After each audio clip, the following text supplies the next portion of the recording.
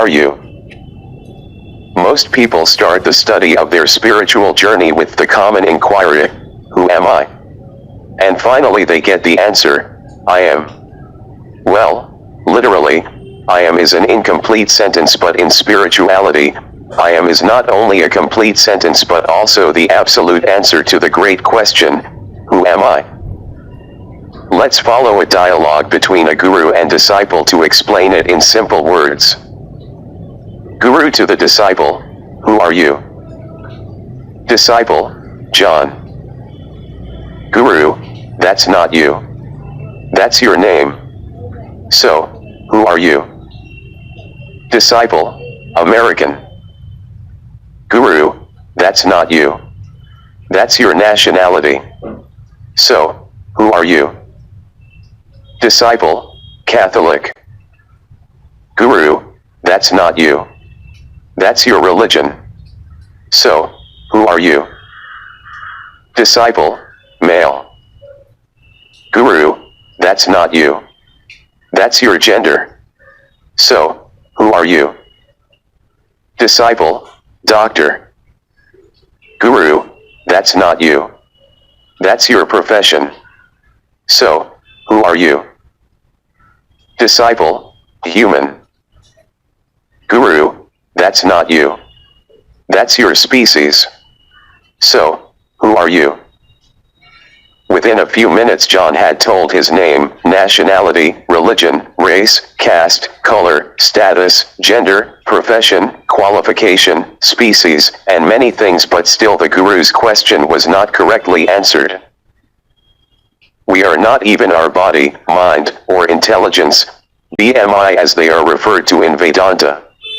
Even if we said that we are consciousness, or spirit, then that represents everything in the universe.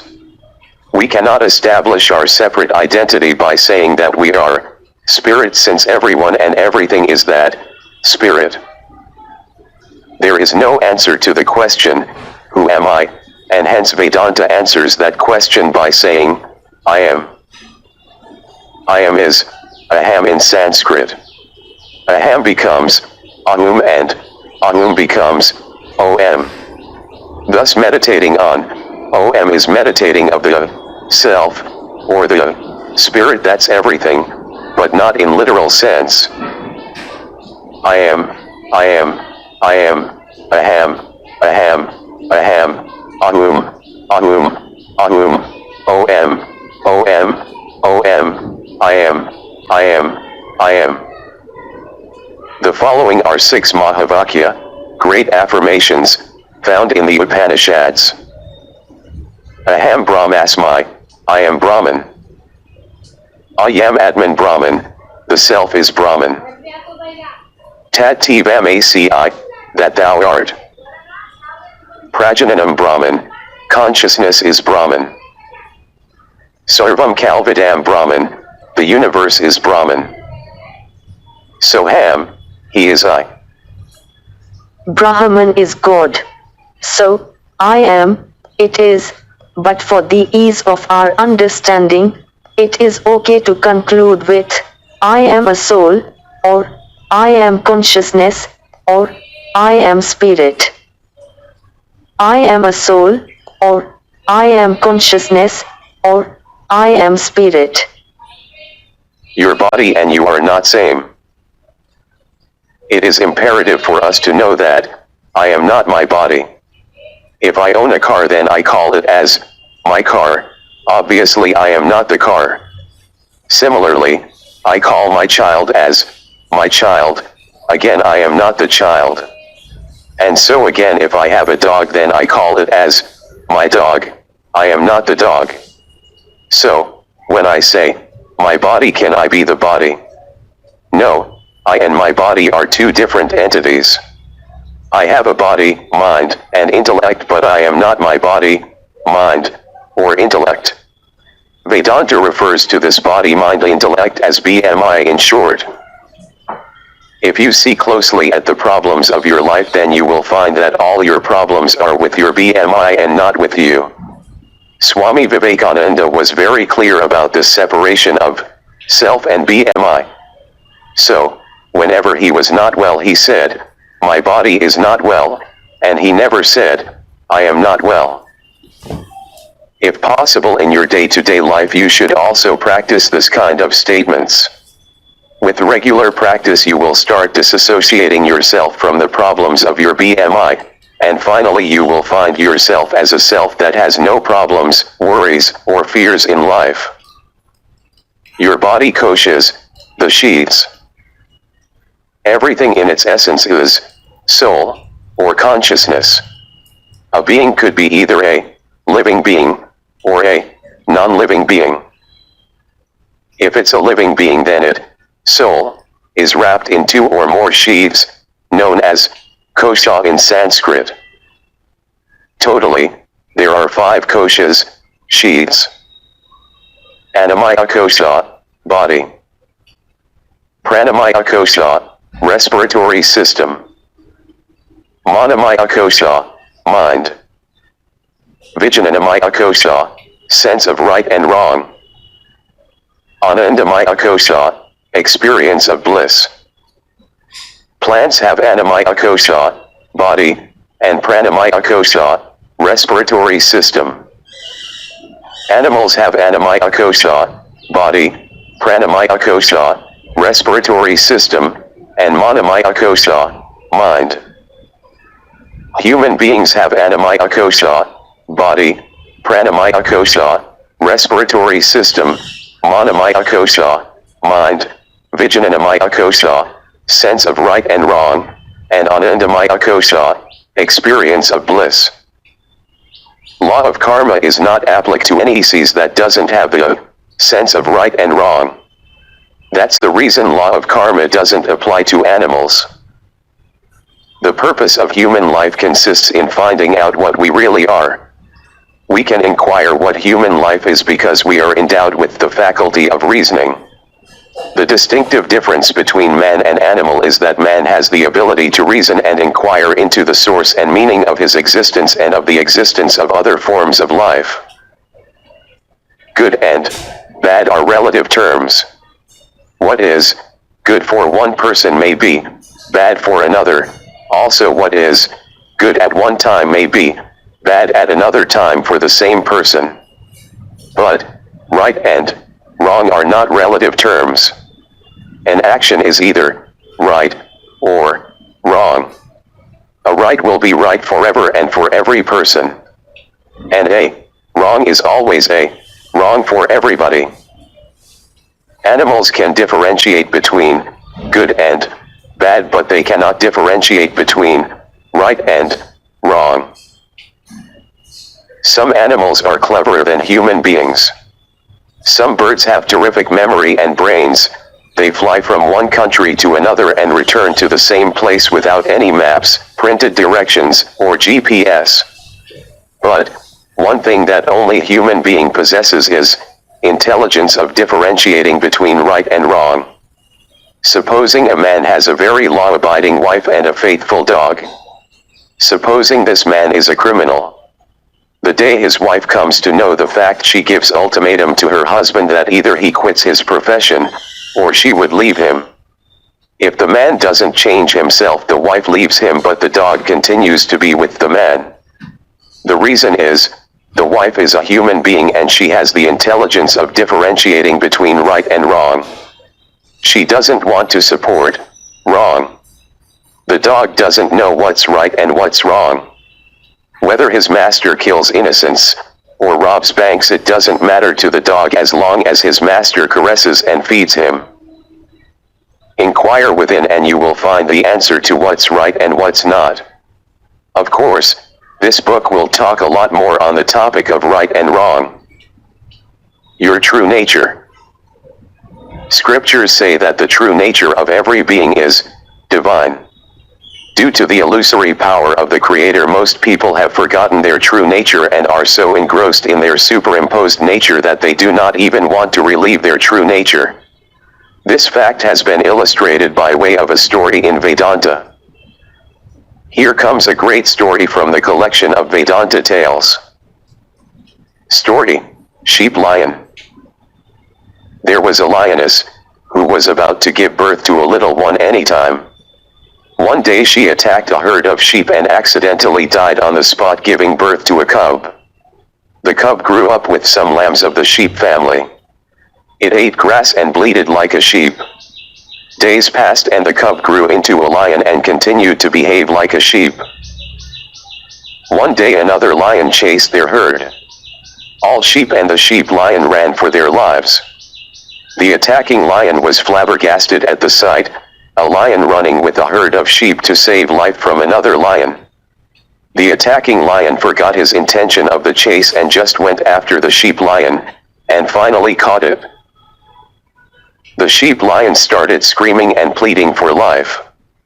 The other lion shouted, and made the sheep lion quiet and asked, "Why are you running from me? Why are you scared of me? Why are you bleating instead of roaring? And what are you doing in the herd of sheep? Don't you see that you and I are alike?" Yet the sheep lion kept crying, and trying to escape from the clutches of the other lion. On that the other lion dragged the sheep lion to a pond of water, and asked to see their reflections in the water. "Now look at our reflections in the water. Do you see any difference between you and me? You have been with the sheep for such a long time that you have forgotten your true nature. Know your true nature. Don't be afraid of me. You and I are alike." Vedanta tales teach great concepts with the help of such simple parables. Learning, most people are like the sheep lion. They have forgotten their true nature, which is divine. They have accepted their superimposed human nature so seriously that they have started fearing God. Your true nature is the nature of God. God is not a tyrant ruler that we have to fear him. God is not far from us that we have to make pilgrimages to reach him. God is not lost, or different from us that we have to find him. God is right here and now. If we believe in our presence, then we can't disbelieve God's presence right here and now. Does our saying, "I don't exist," or "I am not" make any sense? Saying, "I am not" is like saying, "God is not." Believing, "God is like believing, "I am." In the beginning there was just energy. That energy transformed into everything we know today, including our body and mind. If we call that energy as God, then in essence, there is no difference between the energy called God and each of us. The cause of all problems in your life is because you consider yourself as the pseudo-you, rather than divine you. To understand how the divine you became pseudo-you, you need to understand Brahman, consciousness, and the entire karma theory. The cause of all problems in your life is because you consider yourself as the pseudo-you, rather than divine you.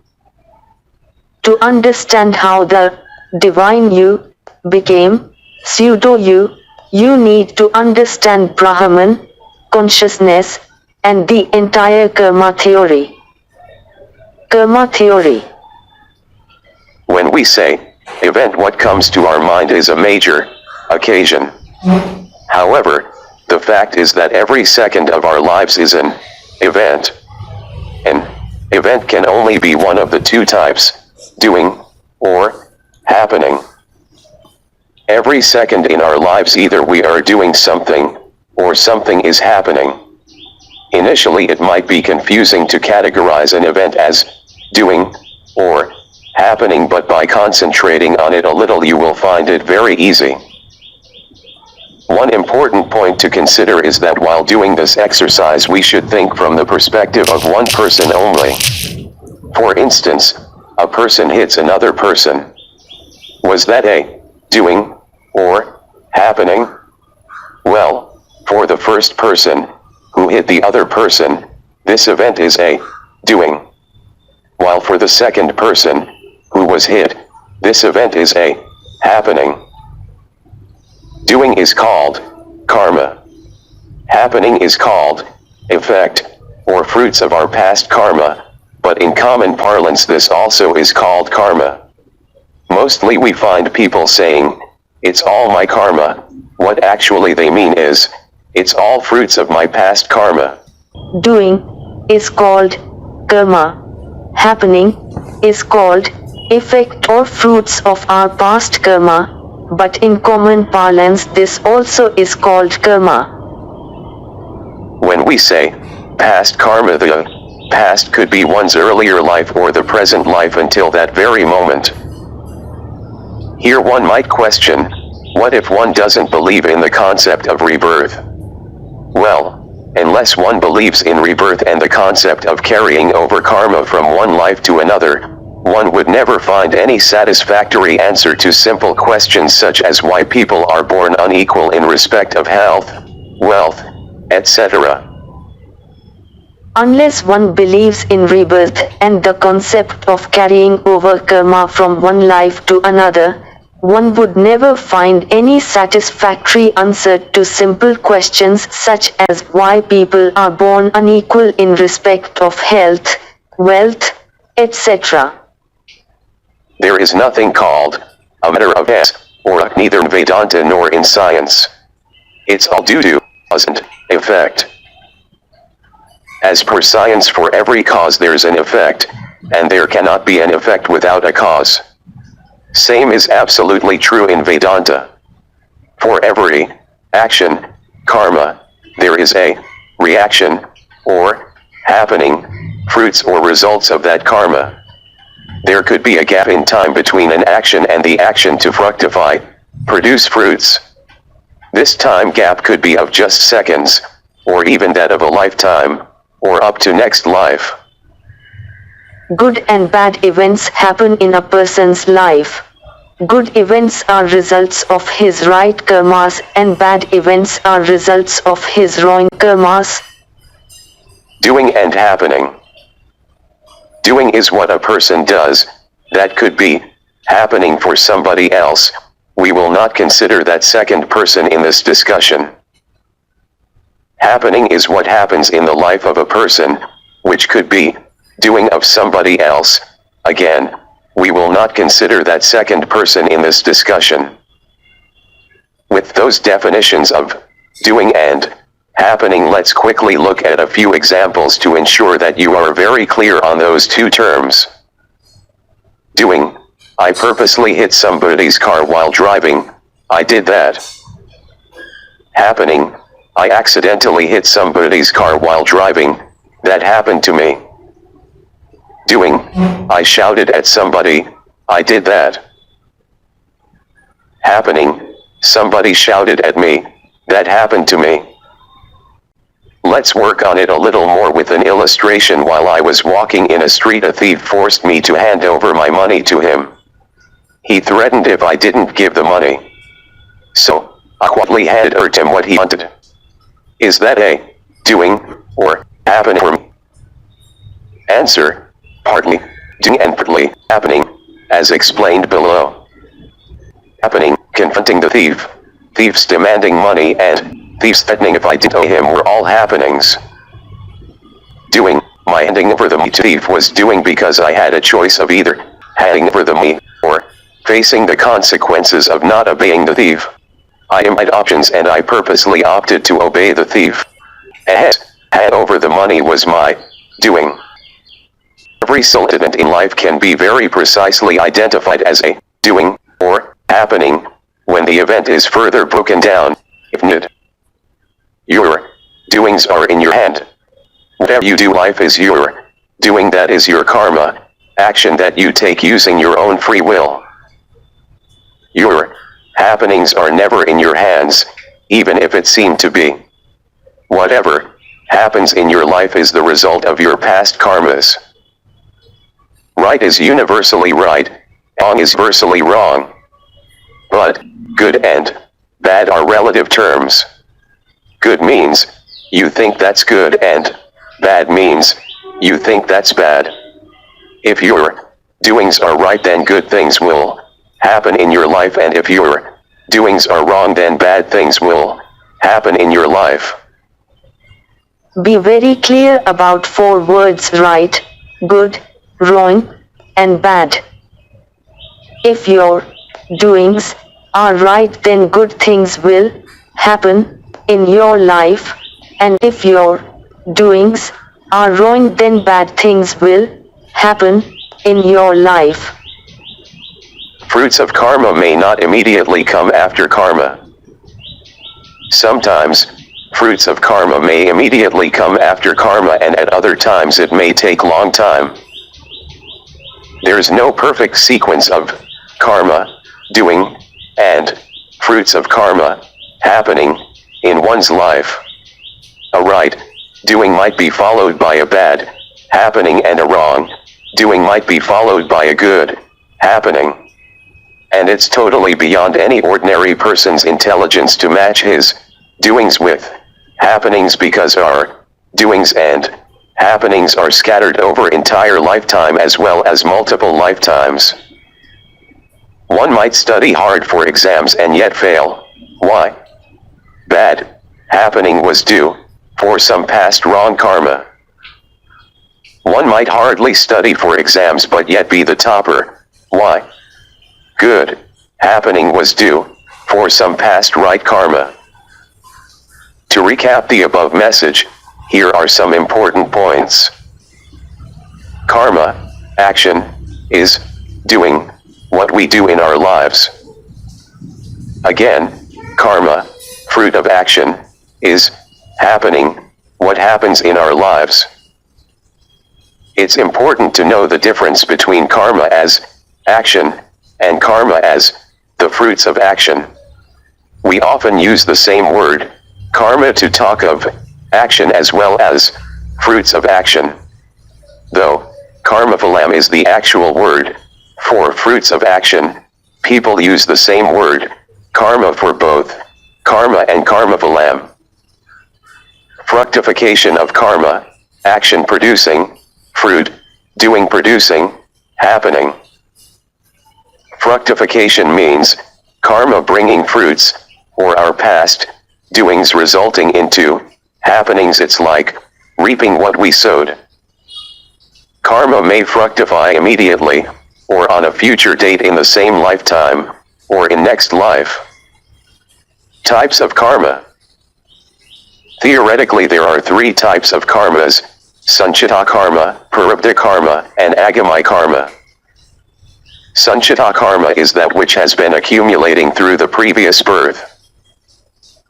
Prarabdha karma is that portion of previous lives' karmas that is responsible for the current birth.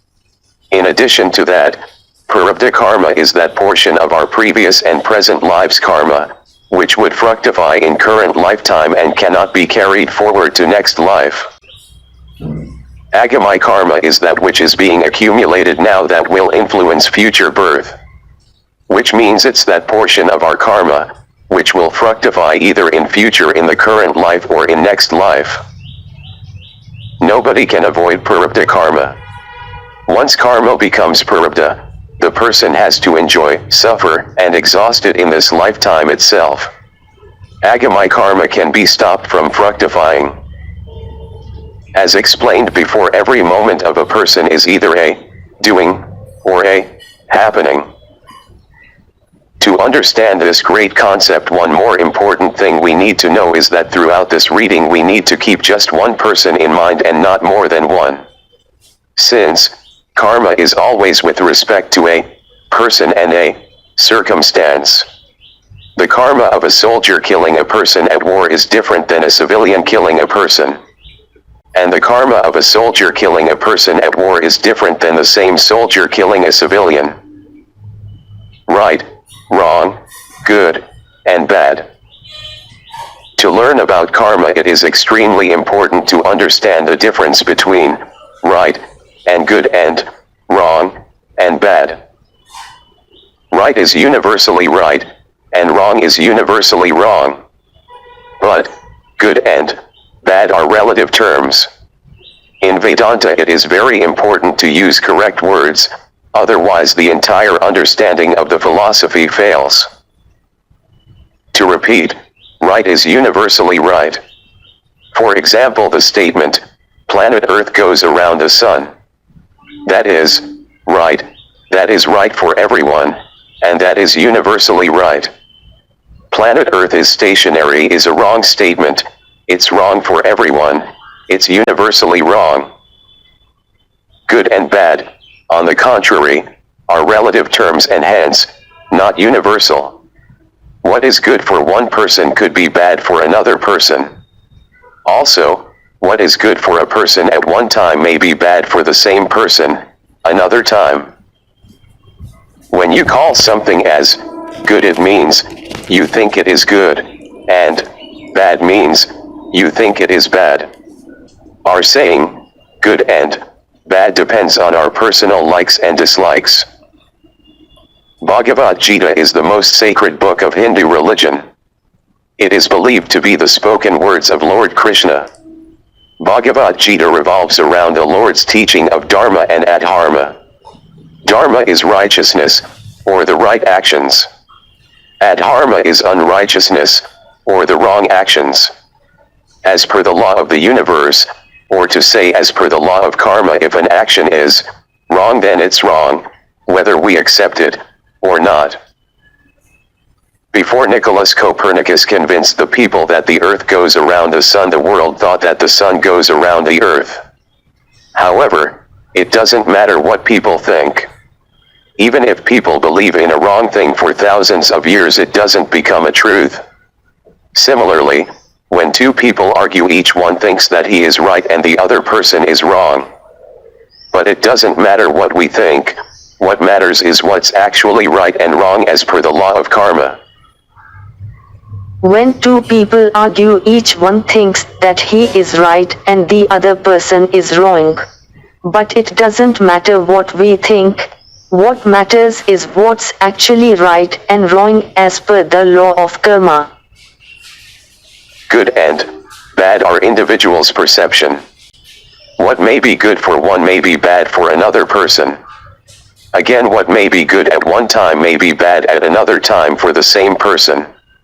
However, right and wrong are not relative terms, or individual perceptions.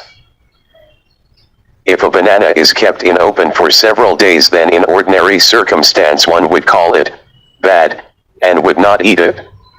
However, if a man, who is starving for a couple of days, gets that same banana, he would gulp it in a blink of an eye. Thus, we decide good and bad based on situation, likes, dislikes, and various other factors. On the other hand, right and wrong cannot be decided by individuals. 2 plus 2 is 4, that's right. 2 plus 2 is 5, that's wrong. One can debate on 2 plus 2 is 5, but nothing can be achieved by that debate. Bhagavad Gita says, Yada yada hi dharmasya, glanir bhavti bharata. Abhyathanam adharmasya, tad atmanam srijami aham.